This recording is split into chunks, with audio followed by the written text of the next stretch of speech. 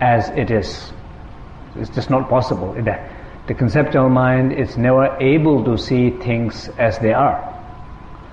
So when we say open awareness, it basically means being aware of something which is open, being aware of something as they are, as they stand. And as they stand, it's always wonderful. As they stand, it's never nothing wrong about it. Because there is some sense of beauty, truth in them. If you look at anything as the situation in their everyday life, sometimes, for example, if you can give some examples of it, sometimes very difficult, challenging situation in your life, that you feel like this is the most difficult, challenging situation in your life that I'm facing right now. This is the most painful thing that I'm facing right now in my life. So if you look at that, in that very moment when you feel like that, or when you're seeing like that, if you look at that very moment from the eye of openness, that means basically somehow you are need to be able to shut down one aspect of the mind, which is rationalizing it, judging it, labeling it, interpreting it, making a lot of stories out of it. Just ability to shut down that part and be able to open other side, which sees everything as they are. And even those most difficult situations, if you look as they are, there's nothing that difficult about it. There is some sense of peace, some sense of quietness, some sense of perfection, some sense of beauty, even in a painful situation. So, but for us, it's like almost impossible to shift those ways of looking from one place to another place. I'm recently, probably many of you know this quite a well-known book called My Stroke of Insight, about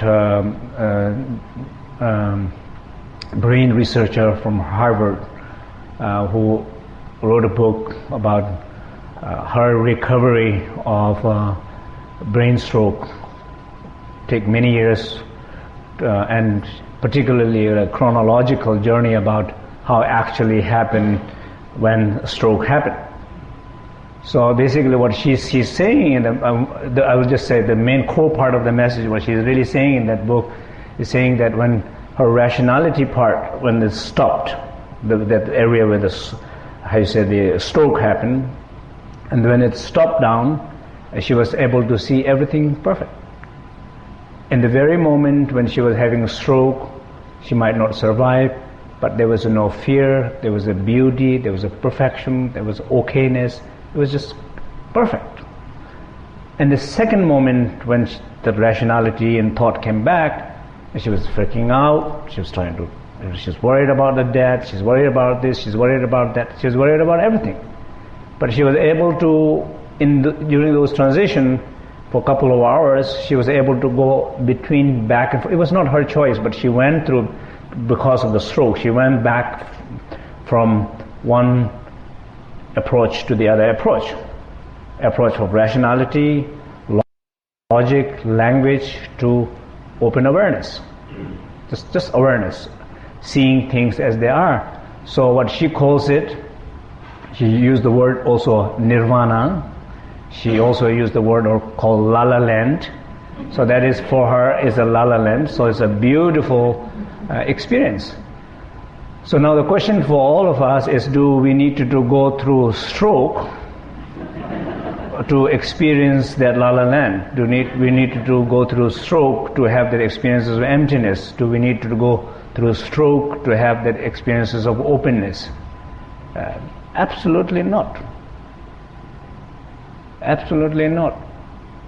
So that is the whole, I think, most of the rich ancient traditions, all the spiritual traditions, who is trying to send a message, I think common message, I think that everybody does agree in, I think, in this openness, this open wisdom. So in our own approach, if you look at the, like in the Tibetan Buddhist tradition, if you look at the word wisdom, where we interpret the word wisdom, what the wisdom means, that's what exactly it means. Of course, there's a lot of kind of complicated philosophical classic definitions about what these things mean. In a mundane level of language, in a simple level of language, it just means complete openness. So that if you're totally able to be open to what you're experiencing it, you are seeing some truth in how the things are. And that is when you're not able to filter through your pain, hope, fears, and so on. So but the world that we experience, constantly as we go back and forth. So the question is, is it really possible? Can we really trust that moment? That is exactly the point. The trust, that question will be, when will be the most difficult time? Of course, we probably might have faced those difficult moments. We might be facing those difficult moments. We might for sure will face those difficult moments. And when we do face those difficult moments, no matter how difficult that is, that very moment, there is no solution. There is no real protection unless you have the way of looking at that right way. Of course, if you look at that right way, the best right way, of course, I would say two right ways you can look at it. One, in a non-conventional sense of best right way to look at it, look at completely with openness. Completely with openness. See as it is. See the perfection, whatever it is. Let's say even the notion of death. If you're facing it, what's wrong about it? Nothing wrong about it. Nothing wrong about it. But can you see that process, that challenge, that experience when it comes to you? Can you see from that eye who sees as it is? As it is. It's just the process. It's like being born. Nothing different to die than being born. I always say, if you hate to die, then should not have been born. That's probably the only real solution to avoid to die is not to take a birth. So if the birth was fine, the death will be fine. But somehow the experience itself, unless you're able to see things as they are, will be very difficult to feel fear and anxiety and all the pain and suffering around it, suffering of the death. And the same thing with aging, same thing, like probably we don't have to wait for that part, right? That every single day you begin to face that piece of experience. Every time when you look at it from that eye of openness, you feel fine.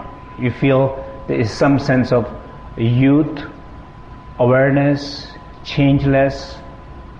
You feel that, some experience of that, some sense of eternal, changeless experience of your being. Some sense of indestructible aspect of your being, which is true. Who you are can never be destroyed by anything. But who you're trying to be, probably difficult to be. Who you're trying to protect yourself, or whatever the identity you have, for sure you will lose. You will lose. It's a guarantee. Even you look at our possessions.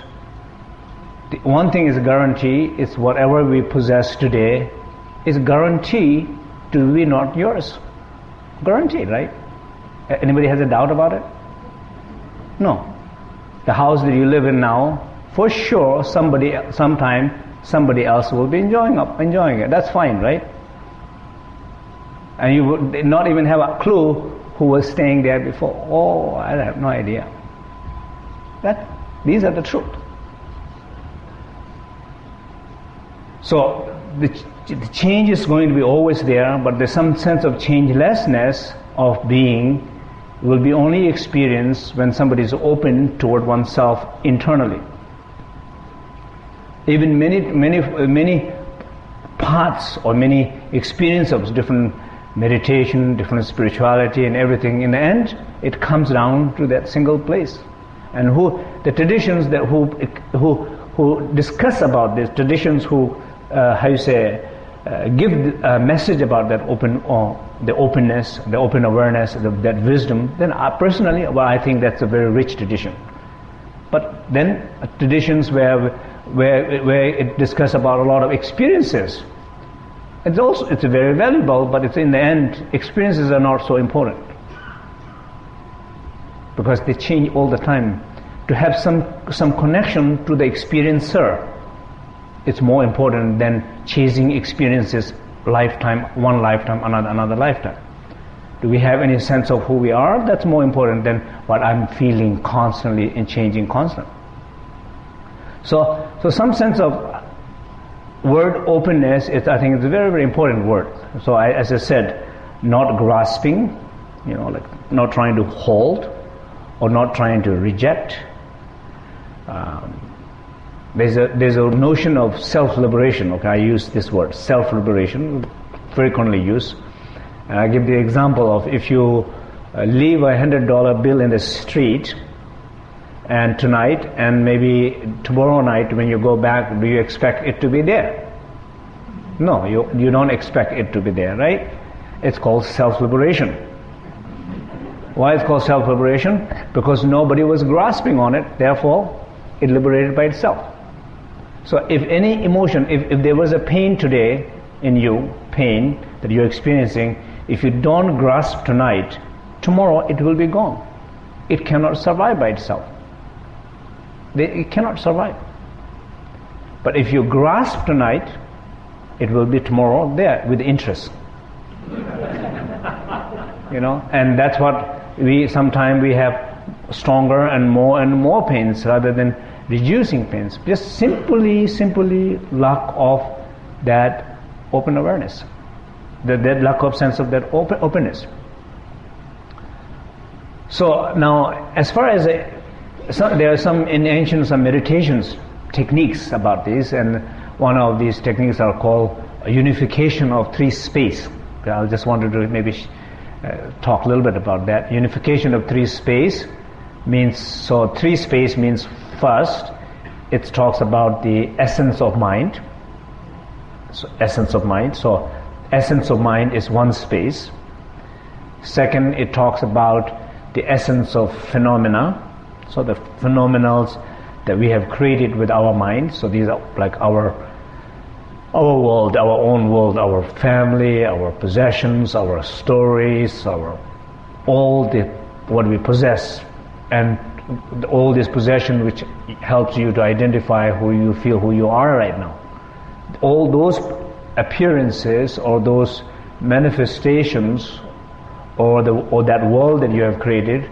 So that is a good place to understand a phenomenal essence. Phenomenal essence means, look at your car. Your car could be a phenomenal essence. That means if you look at your car, if it's a brand new car, then you have a lot of possession there, or nobody can touch right now, right? My kids cannot touch, my husband or wife cannot touch. It's my car. At least maybe 1 week, 2 weeks, 1 month. We don't know how long it lasts, but certain period of time there's some sense of I very connected to it that you don't want anybody to touch. Then, of course, some point you don't like to see it also, right? It's too old. You don't like it anymore, right? You're ready to go for a new car, so you don't want to look at either. So it changes. But the point is that if you look at that car, you cannot see car as it is. You cannot see. If you look at the car, just look. You can do a meditation, right? You just go out in a garage and just sit cross-legged with a nice posture and just look at your car. Can you see that car, just a car, like anybody else would see? No, you cannot. You cannot see that. It's impossible. Let's say, I'll take the word back, impossible. You might, if you are meditating, if you are aware, if you know the value of open awareness, you might. But just normally when you look at it, it's impossible. You will not see it. Right? You will see there my expensive, unique, special car nobody else should drive. That's what you see. You cannot see. So that means you don't see the essence of the car. You don't see the essence of the car. If you see the essence of the car, you will be just seeing through that openness. Through that eye of openness, you just see a car. And it's beautiful, but it's a different kind of beauty. It's a beauty not through the eye of possessor, but the beauty in the eye of openness, which means every phenomena has enormous beauty in themselves as they are. But that moment you are seeing another kind of beauty of as they are. You're not seeing the beauty of the possessor's eye, my nice, beautiful, unique car. Not that beauty. That beauty doesn't last. It will be soon over. The other beauty, with the beauty from the open awareness, will last forever. When the car is really old, ready to send to the garage, it's still there. So that's called phenomenal essence. So if you look how many phenomenal essence you need to experience it in your life, probably there's a lot of things you need to do meditation on that. Right? If you look in, let's say, look at the stuff in our life. How many stuff you have in your life there where you need to discover the essence of those stuff? Do you have quite a lot? Right? So you need to, especially those ones that you worry a lot and those where you need to protect a lot, or those ones, that's what you need to do. You need to sit down there and look at that object and just see with that open eye. We see that from that open awareness. And the moment you will see from the open awareness, all the suffering of that car is gone. I'll give an example of how the suffering arises. If you're renting a place for a long time and you're paying the rent every month, and you're not worried about the window, you're not worried about the roof, you're not about the sink and anything, the landlord is worried about all those things, right? That's what the landlord feels. I own that. So the ownership comes with the pain, and you don't own it, so you don't have the pain. So you're just renting it. So one day you save money and you're trying to buy the same place that you have been living for a long time, and you buy it. The day you buy it, you come back to the same apartment. Apartment looks completely different.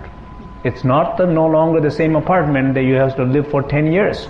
It's a different apartment. If you look, you will see it differently. You look at the roof, there's some problem there. You look at the floor, it's not the same floor. So problems are arising from the roof, from the floor, from the walls, from the sink, from every hole of the house. It's manifesting, just spontaneous manifestation of these problems. So all these problems suddenly, which was never there, where it came from? It came from that eye of the possession. And because that possession eye does not seize that openness. It does not have that openness. It doesn't seize that. So if that point, so the owner of the house needs to sit together with the house, meditate together with the house. I'm looking at my house that I own it. I'm looking at it. I'm trying to dissolve that all the labels that I have imputed on it with my possessive mind. I have to dissolve it in order to feel the bliss of the house. And that if I'm able to do that, I can feel it. Of course, that as a principle we know that, right? So the point here is, how do you do that? The point here, how do you do it? It's very simple. So that's what you need to do. You just first recognize that, right? If you're having a lot of problem with that, then you have recognized, and then you sit with it. You look at the house. So you're a subject. There's an object, house.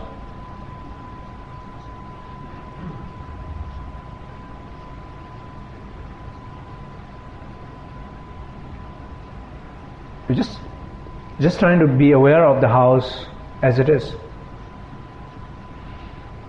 From that place of stillness,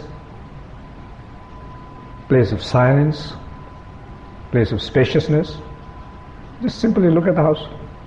So your relation to that image house, you're changing by being still, silent, spacious.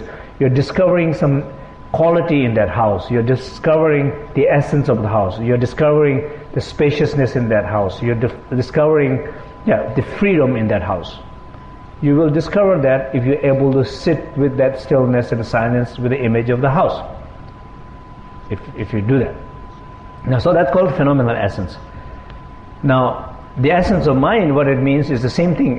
It's probably more important in some way, more than the house, that who you think you are. In the end, of course, our body is kind of supports. It helps the way you identify yourself. But in the end, the identity itself is just simply a state of mind. It's not a body. It's a state of mind. And how do you know that? How you know that? How do you can connect with that? Is, I said, just there, if you're trying to be a little bit conscious and be aware of in your life, whenever you would say something like, oh, it really hurts me. Oh, I really feel hurt. I really feel hurt. It really bothers me. You see, this is not intellectual. This is genuine. I like when I feel like that. It's opportunity for me to understand something about myself. Not when somebody's asking a question about some philosophical question and I'm coming up with this fancy answers or something like that. It's not important. When I silently, in a particular situation in my life, I silently just manifest that sense of, it really hurts me. I said, who is that I? Who is that I? Who is that I? That will be very important in the spiritual journey. That will be very important to know who that I is, in order that I to be free, and in order that I to grow, in order that I to liberate. If you don't know that I, how are you going to be free? How are you going to liberate that I? But you need to got to know about it. But how are you going to know? Does asking question helps? No. It's a start. So when you say, who is that?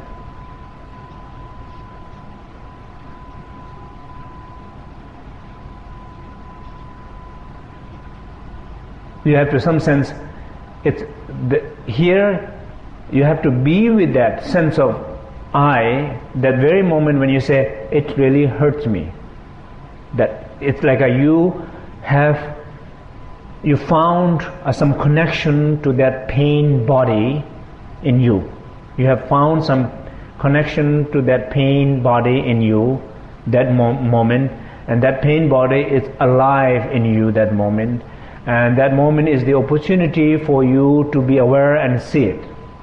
Now, question is how you see it. If you see one way, you're going to reinforce it. If you see another way, you're going to dissolve it. If you can conceptualize it, that's how you reinforce it. That's what most of the time we do. It really hurt me, and then I immediately looking, who hurt me? I'm interested not in me, I'm interested in who hurt me. I'm interested in that guy. If that guy didn't do that, I will be fine. If that person did not do that, I will be fine. If that person didn't say that, I will be fine. So I will find so many good reasons out there, a group of people, I'll find it. And the truth is, sometimes many of these experiences has nothing to do with anybody. It's just has a stuff, personal stuff that needed to come out every now and then, need some good excuses. It just need good. Sometimes if you genuinely pay attention to yourself, you feel that. I clearly, when I draw some attention to myself, you get up in the morning and you feel like, I've been feeling so good whole month. It's a time to feel bad today. And then I get up with whatever reason for that particular day, whoever scheduled that way, I don't know. But I can see I'm looking for something. and I'm ready. And probably I will look closer in the house if I find something easier not to drive somewhere else. If everybody's behaving perfect, right? Or nobody's there at home, then I have to drive somewhere. I have to make few phone calls. I have to make few email. I have to Google something. I don't know. Read a newspaper or see a news report or something like that. Then I can at least get one of the best place to get, like, throw all the aggressiveness is to the politicians, because they will never come to your home to argue with you.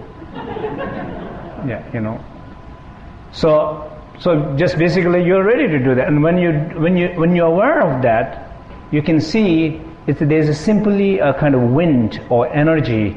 Something is arising in you. If you recognize that wind as just simply a wind, you just let it go as the wind, like a breathing.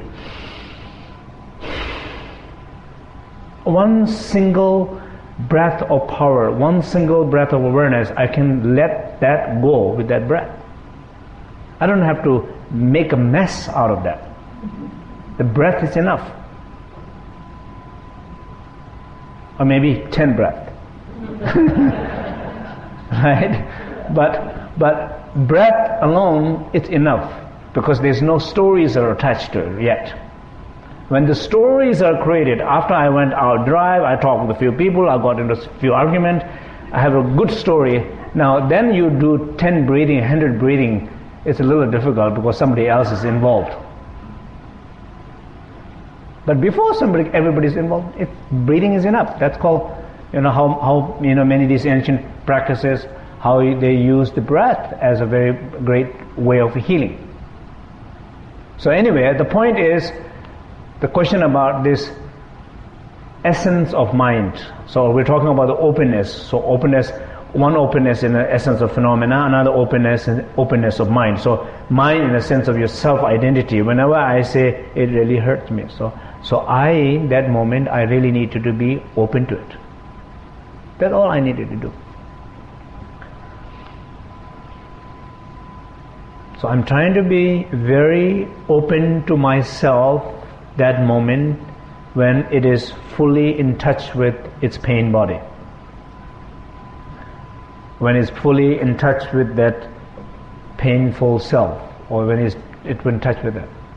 So I'm feeling it.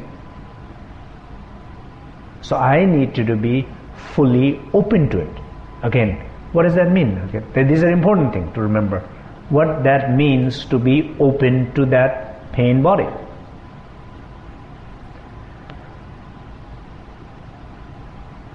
That means you feel it. 3 things. Be still. Physically, so I'm being very still. But I'm breathing, trying to take deep breathings.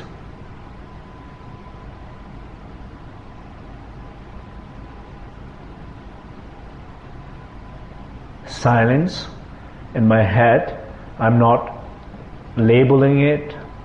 I'm not trying to manipulate it. I'm not trying to analyze it.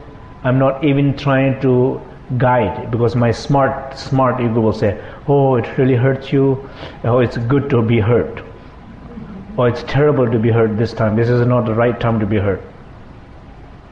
I'm not saying that they're these called smart egos, right? Smart egos are more dangerous than the stupid ego, because stupid ego is already labeled stupid ego. Smart ego, because of the smart, it's able to hide more. You are not able to be conscious it easier way, because it's smart. It's a support. It's a solution. So no voice, just simply silence, but silence with that connection to that pain body. I'm feeling it. I'm completely silenced with it.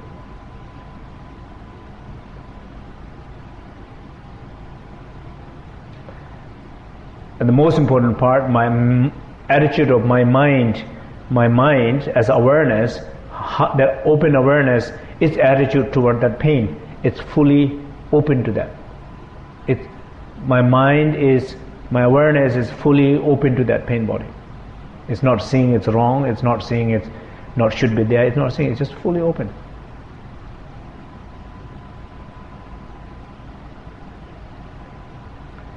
So how you look at that mind, that identity, because that when we say the essence of mind, and then mind we are referring here, which is more the sense of identity, the ego. So, and when you can look at it, when it manifests. So this is what we're doing. We're looking at it from that three kind of point of views, three approach. I'll give example will be, when the a mother who is looking at the child, napping baby, okay. So when your child is napping, it's beautiful, right? Why it's so beautiful, so cute? It's because it's still, it's silence, and no judgment. It's not going this monkey mind. Just that quality you feel in that baby, so you feel the beauty of that. Same way, if you look at same attitude, the way mother is looking at the napping baby, you look at your eye with that stillness, that silence, that spaciousness to your pain. You're looking at it. Within 5-10 minutes, that pain will go, guaranteed. Okay, if you are truly still, if you are truly silent, if you are truly spacious, it's guaranteed it will go. Within 10 minutes, it will go. Is it not magic? Is it not powerful? How that powerful is? Yes, it is powerful. But then why don't we do? Well, we are conditioned to not do. We are conditioned to think. We are conditioned to label. We secretly think. We silently analyze.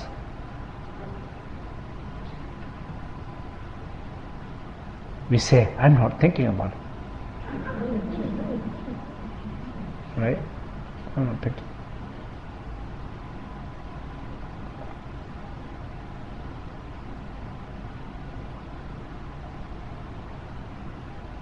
So, if you're able to approach from that place, that pain can not last. So why that pain cannot last? Because that is power of openness, of that stillness, silence, spaciousness. It's simply a power of openness.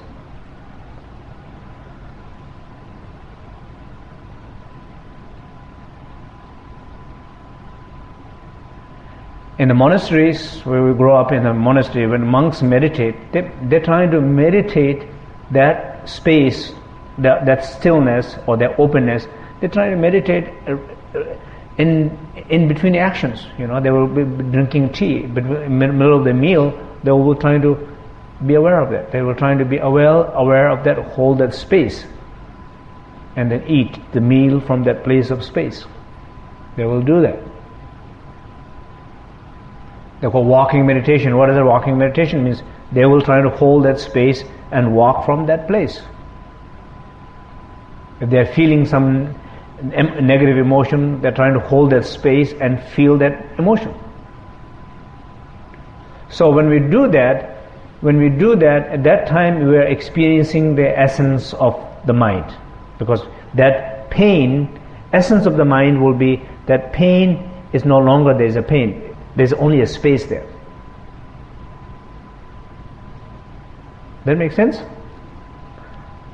For example, when you feel pain, if you look at the mind, when you feel pain, if you don't look from the eye who is saying this is a pain, if you look from the eye of that openness, it doesn't look pain. Have you ever tried that? Have you ever tried?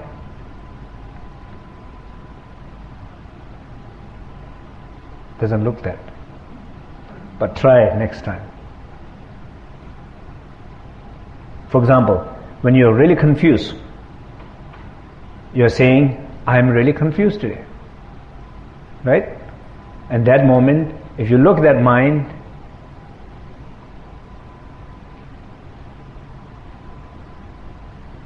There's no confusion.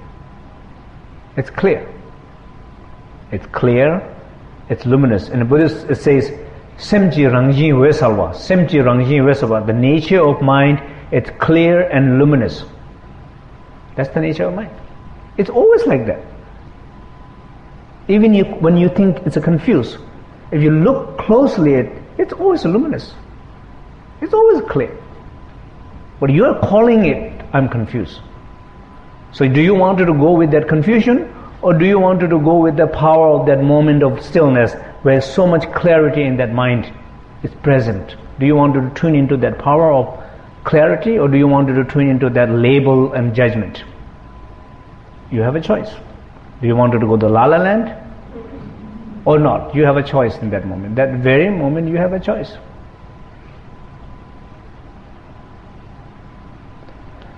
So that is the essence of mind. And the last one is called the essence of the sky. Essence of the sky, it has to do with external sky. Usually, people would go up in up in the mountain. Just imagine, the best places will be in New Mexico or something like that. If you go up in the mountain or something, then you look, you see the 360 degree of sky, and when you look at the sky, it's called sky gazing meditation. You gaze the sky.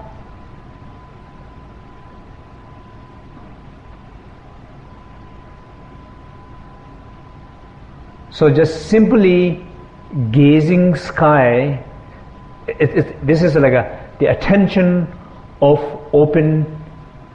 The power of open attention is the power of open attention. So if you simply gaze sky with openness, there is so much power there that you begin to feel inside. Even you are feeling that moment, if you are feeling thoughts or pains or something like that, confusion, just simply with open gaze, open attention to the sky will help you probably better than many hours of session of analysis.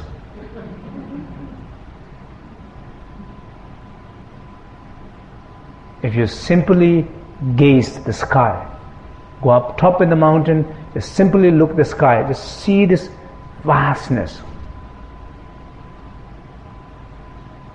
and sit there for half an hour, 1 hour, 1 day, 2 days, you see that, and end of that connection to the sky, you will feel different. So in our tradition, in the Dzogchen tradition, it says the fortunate one will realize the essence of the sky, essence of the phenomena, and essence of the mind as one. It says the fortunate one will understand these three sky are one, or these three essence are one. It says Pöni Semni Namki Yingni Sum Kalden Simla Nime Chiktu Gum. That's the line. It says to the fortunate one will understand and meditate the essence of the sky, the essence of the phenomena, and the essence of the mind as one. And this is a wisdom message. It's a wisdom message. It's a very profound message. Yogis in Tibet, that's what they're trying to send the message.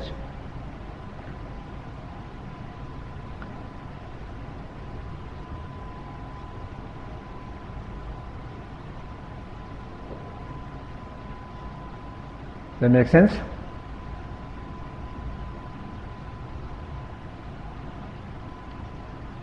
For example, when you feel open inside, you tend to feel open outside. When you see something is opening outside, you see, the effect is sometimes it goes from inward to outward, sometimes comes from outward to inward. So it depends on what kind of circumstances you are in. If you are in this New Mexico, you're not inside, you're feeling mess, then it's a good time to just do a wonderful sky gazing. But if you're feeling so much open inside, but your workplace is so messy, You have opportunity to influence the workplace with that openness, or that workplace will shut you down.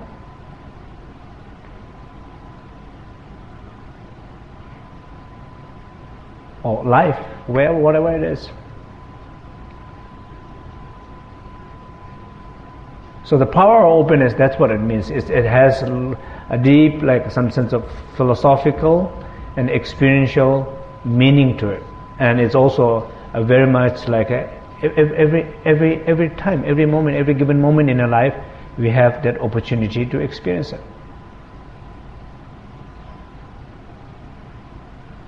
For example, right this moment, if you look at inside, when we can all together draw our attention inside, but we all probably feel different state. Some people feeling very clear, others feeling little cloud, others feeling little storm, all the possibilities.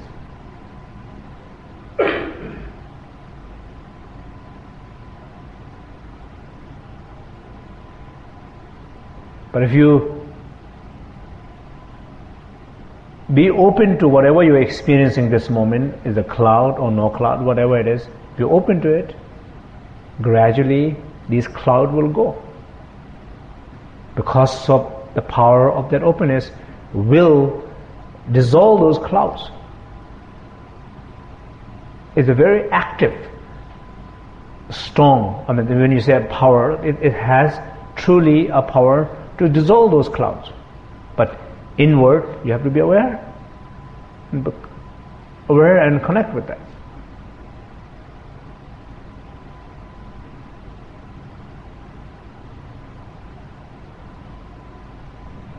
Outward, as we said, whatever object is, person that what I call it a famous person. Famous person means a person who is born to bother you, right? So that's your famous person. So you look at your famous person, instead of visualizing the angels and deities and masters and whatever, you just look at your famous person. It's not like you have to look, but you are looking already, just being conscious of that. You are looking already 24 hours, 7 days, right? Be aware of that. You are doing it. So when you're doing it, when you're not conscious about it, what you're doing is you're grasping it. You're saying, basically you're deep inside, so you're saying, I hate this. Very, very quiet, but I hate. But if you're conscious of it, in that moment, you look at the famous person, you look at from that place of openness. You have to look the image, because the image is where you are storing that information or emotion. You look, but you're trying to look from different place. You're reprogramming it. You're restructuring it. You are healing the relationship.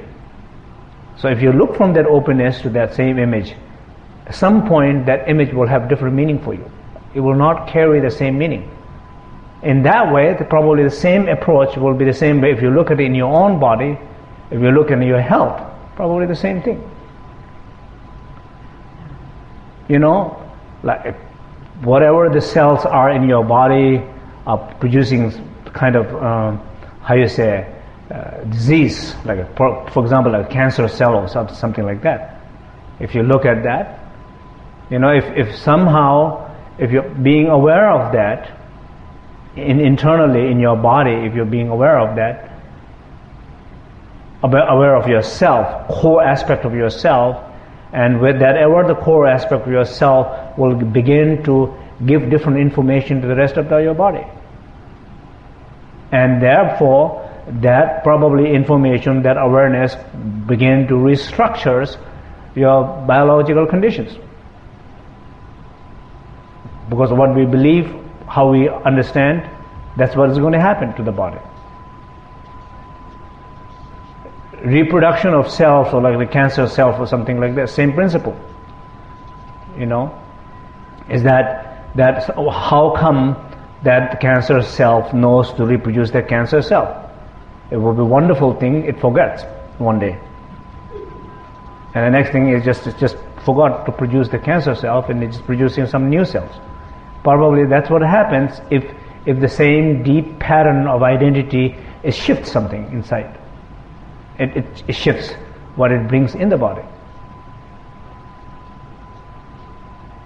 So the principle here is the power of openness, the power of that open awareness, it's able to change things in our body, able to change the way we identify ourselves, it's able to change the way we relate to the world, and able to change everything. That's why it's called wisdom. It's able to cut those things. So that's a little bit explanation here. So maybe I'll have a few questions here if people have, or maybe we have a lot of people around the world. How many people? Yeah, maybe not from Europe, but we have close to 175 people. Actually, there's a number of people from Europe. Okay, so I'm happy to see many European people are staying up very late right now. They're participating with us. So any questions from elsewhere and from here? Yeah. Do you feel that to get to a state of open awareness that there's any role for cultivating or maintaining curiosity to get there?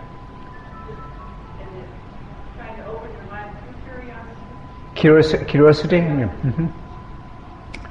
Yeah, the kind of some degree of curiosity, probably it's in ourselves, it's always there. As a human being, I think it's there. That probably the curiosity is also the basis on some survival things. We wanted to know, I'm curious about to know something, what I need, and so on. So, yes, I mean, curiosity can have a lot of playfulness to it. And you cannot have a playfulness if you're not open to it. What we use word, we say we are serious. That's what happened in a relationship. When people are very serious in their relationship, that is the beginning of the divorce. Are they curious about each other? Yes, they are very too curious about each other. If they are not that curious, if they are very open to each other, that doesn't mean, how you say, loyalty and things like that, commitment. I don't mean anything like that. But there's some sense of openness brings a lot of playfulness. I was in a place in a country where usually it's quite pretty serious. People are quite serious. And so I was just making a little joke with them and about saying, okay, how we can be a little bit more playful here? Okay, so how are you going to be a little bit more playful? Of course, first thing is quite clear. It seems like you kind of have to go inside yourself, wherever this seriousness is stuck. You have to go that place inside and kind of loosen up that little bit and feel some sense of confidence. I think confidence is clearly a key to be playful. So if you're confident, then you can be a little bit more playful. If you're playful, you can have a humor, and then you can have a curiosity in a good way. But if whatever you're curious about, if that doesn't shows up, you're very curious about not showing up, rather than you're feeling pain about it's not showing up, because you're open to every direction. So yes, I don't think it. Basically, that openness doesn't prevent anything. Openness makes life richer, not poorer. Openness is the source of knowledge more than the knowledge that we conceptually know. I heard there was a study in Netherlands about these executive people who are making decisions about big decisions, what we think is big decision in a big company decisions. And so the research was based on, did they make a better decision when they thought a lot, or did a better decision where they didn't think much? The conclusion was they did a much better decision where they didn't think much. So, of course, people will think a lot. They believe we have to think. We have to think to not to think. But some sense of these practices called like a, how you say, a direct path. Direct path means you don't have to think about it. You can just be aware of it. Yeah. Any other? Polly, any?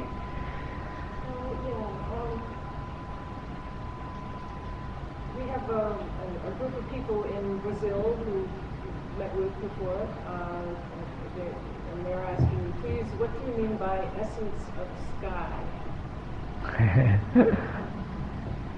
So we have the group of people from Brazil. So I'm asking, what do I mean by essence of sky? Okay.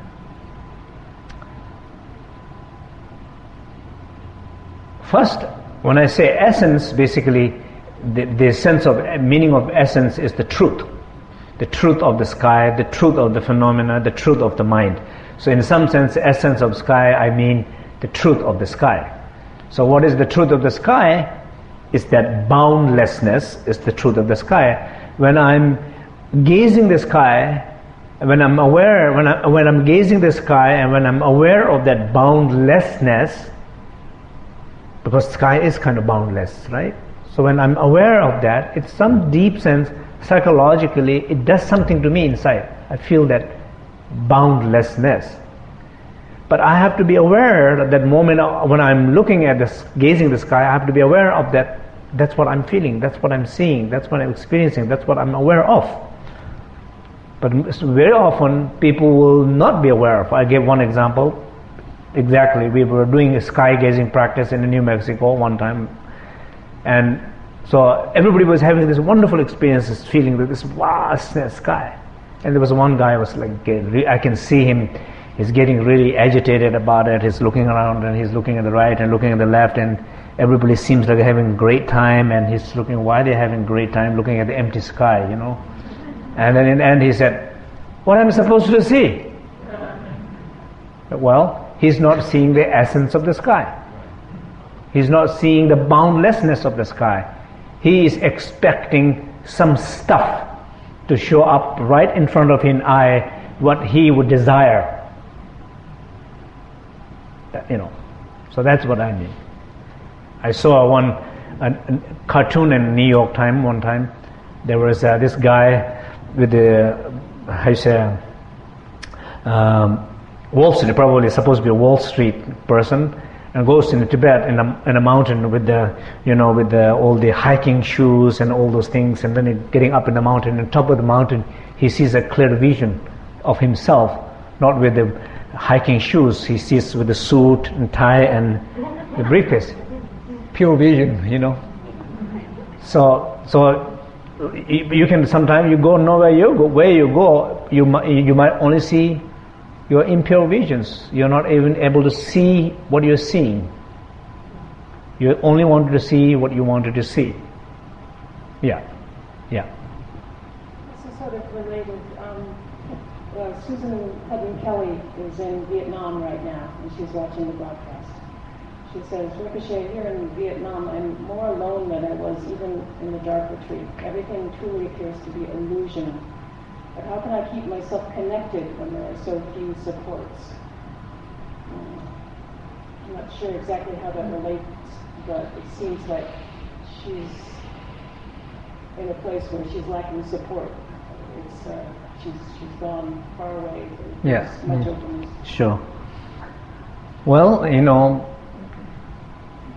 the opportunity for you to be completely open to that lonely person in you, you know, so that basically means what we were saying earlier when we said it really hurts me, I really feel lonely,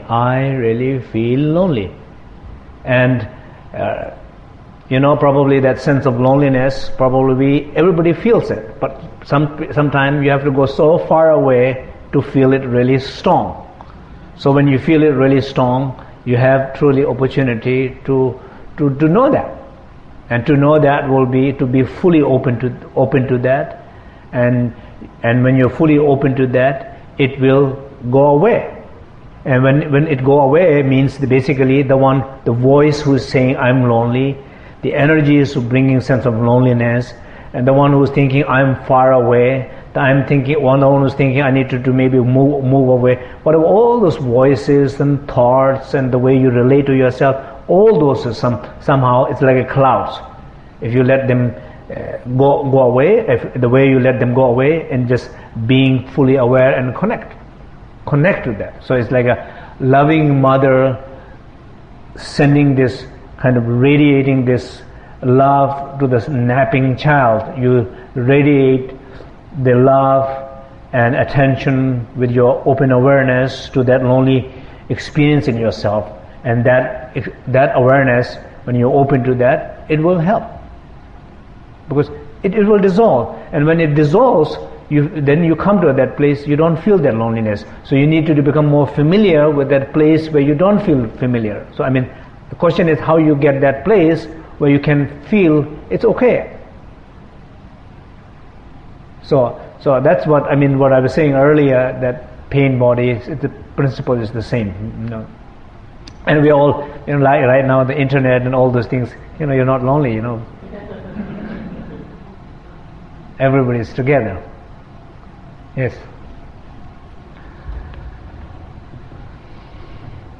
Thank you, Rinpoche. It's wonderful. Thank you.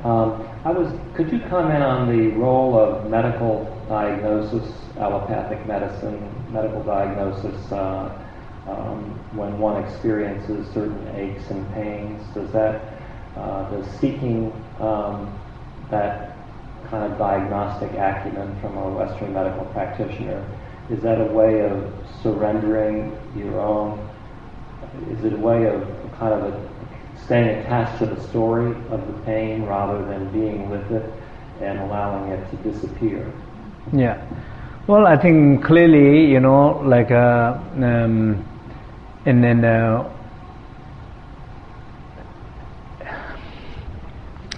the West, like all the doctors, trained to tell some sense of truth, right? And so people say, okay, you have only 5 months to live or something like that. So if somebody has a 5 months to live, do they really need to know that? How important is doctor to tell you have a 5 months to live? From my point of view, I don't think it's that important. If you have some suggestion about what you can do to do something, so somehow the way people, give the information, and way people bring this kind of energy in front, there's some sense of a little bit harsh, lack of some sense, seems to feel like, it probably is not lack of compassion, but maybe it feels like a lack of compassion, a lack of attention, because there's so much time pressure about so many patients people need to see and so on. So anyway, the point is that when somebody labels themselves as something, or now I am this, I think it's terrible, for sure. It's terrible. So how you don't do that? Again, through the practice, you have to try to be open. If you're not identifying with something else, why you have to identify with this being sick or something? It's sick maybe, but you don't have to identify with that strong. Last moment of breath, you can live with full sense of joy, no matter how much sick you are or how much pain you have.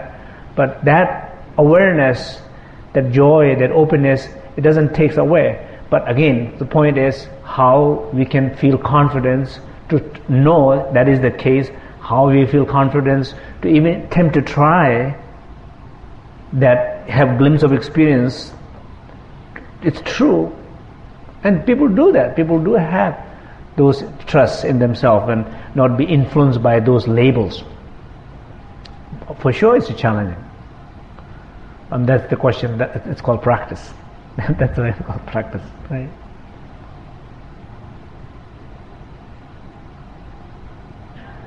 Yeah.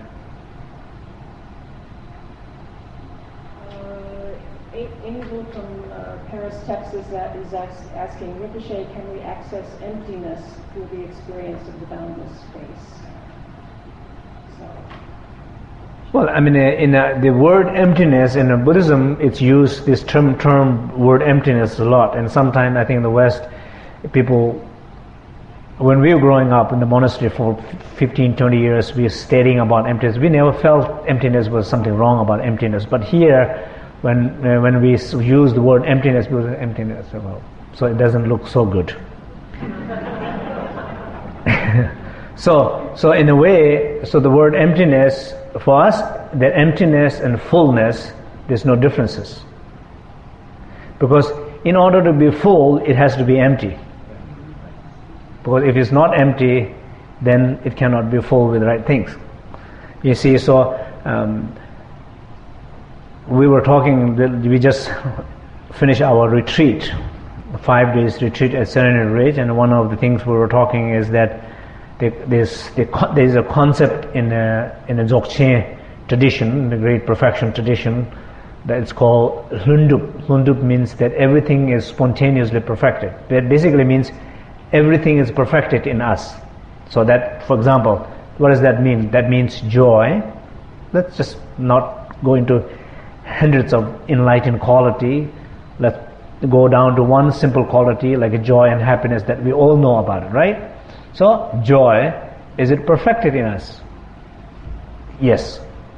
The only way you're going to truly experience your true joy means joy of being, is to experience yourself clear from who you are not. Probably right now, the way you feel who you are, it's occupying so much of space that is not allowing to feel who you are. Therefore, probably you don't have so much of joy of that being. But you do have some joy of becoming, having, or being something which is not necessarily who you are, but it's being better than who you think you can be. It's still in your mind. Or I'm better, I just finished the project. So finishing the project is better than the one who has not finished the project, right? So I'm happy. Today is a Friday afternoon, I'm happy, so Monday morning I will be sad. So all those conditions that you create to yourself is just simply a condition.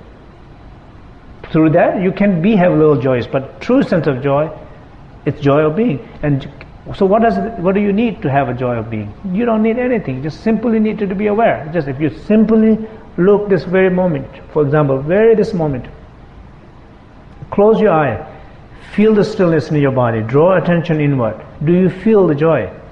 Of course you feel the joy.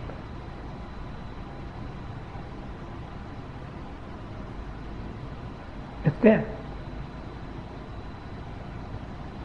Especially when you're open to it, when we're saying the power of openness, when you're open toward yourself, inward yourself, you feel that openness in you. In that openness, everything is perfected. That means joy is perfected. Is joy perfected or not? Can you be aware? Yes, if you're trying to be aware, it's there. That means it's perfected there. Is that joy is equally valuable than possessing a new car? Far better. Guarantee far better. But do you trust that? For sure, we will not trust that much.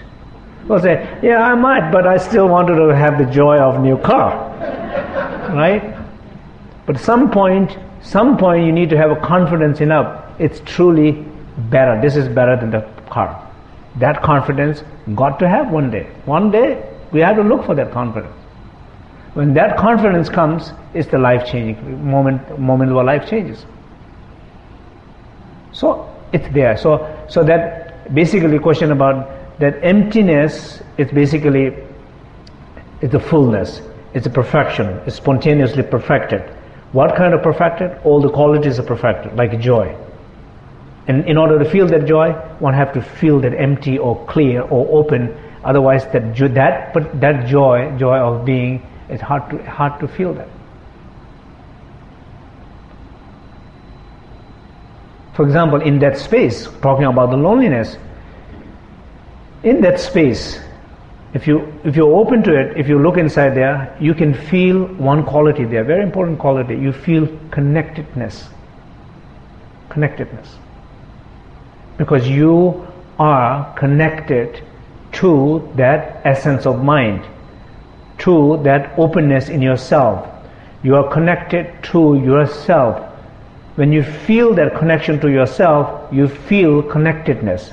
When you feel that connectedness, you don't feel very lonely. But when you don't feel connectedness yourself, you're seeking a connection from elsewhere where you're not finding inside yourself. Therefore, elsewhere means all the familiar places. When you're out in a country where you're not people you know, then you feel very disconnected. You feel very lonely. Loneliness is a magic experience, same as a connectedness. You can be middle of the family, you can live with somebody for a lifetime, you'll feel disconnected. Or you're alone, you will be connected with everybody. The way you look, the way you experience the world is nothing to do with the circumstances so much. I think that's the beauty. The true realization has nothing to do with the circumstances. I think that's the beautiful news. Very good news. Has nothing to do with anybody, therefore you have a chance. If you have to fix the world to make you happy, forget about it. If you have to agree every family member with you for you to be happy, forget about it. First, probably never possible that all family members will agree with you. Second, if it's possible, the day they will agree with you and you will disagree with them. Yeah. Just want to share what Susan in Vietnam said. She was saying, thank you, Rinpoche and Sangha. I do feel connected now. My life in my meditation and classroom is very rich. I guess I'm missing you all. Thank you. And then later, as you were talking, she said, kisses and hugs. Perfect medicine this morning. This is so great. Love to all. Thank you. Thank you. And then just to mention, in Monterrey, Mexico, there are 12 people in a cafe there, I believe. I believe that's where those 12 people are gathered. I don't know if this is a little off point, but I'll offer what they asked. It said, Rinpoche, where can we get further information about walking meditation? But anyway, I wanted you to know they're there. Thank you. Thank you. So I think so we finish. Thank you.